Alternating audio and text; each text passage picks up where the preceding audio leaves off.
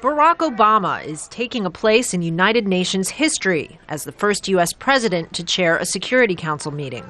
Supporters say he's also changing the tenor of U.S.-UN relations, promising to work with member states, not against them. In this case, for the goal of global nuclear disarmament. It's a sharp contrast to the Bush administration, known for its go-it-alone approach.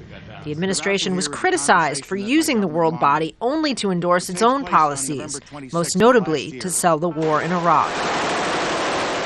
Secretary General Ban Ki-moon drew a blunt distinction between administrations and their approach to negotiating a global climate change agreement.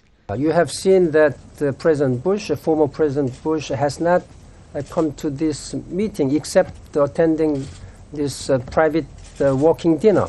The change is welcome at the UN. Not only has Obama shown a willingness to share the floor with historical foes like Libyan leader Muammar Gaddafi, he's paid up $2 billion in overdue bills and joined the Human Rights Council instead of simply criticizing it. The United States has dramatically changed the tone, the substance, and the practice of our diplomacy at the United Nations, and our approach to the UN as an institution, as well as our approach to multilateralism in general.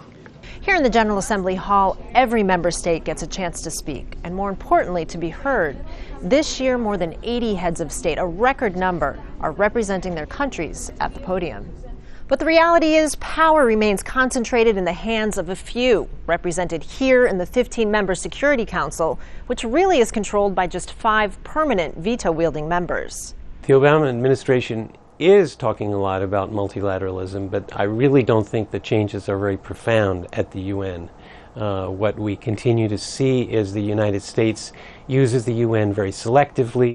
When it comes to Iran or North Korea, critics say the Obama administration has little choice but to turn to the United Nations. But in fact, we know that there are other countries that have done that have not received the same attention from Washington, namely Israel, Pakistan, and India.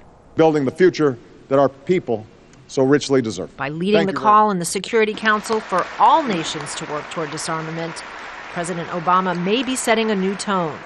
But he's yet to prove it will win over Russia and China, who may still oppose U.S. calls for sanctions, or the world's developing nations, who may still question U.S. motives. Kristen, Saloomey, Al Jazeera, the United Nations.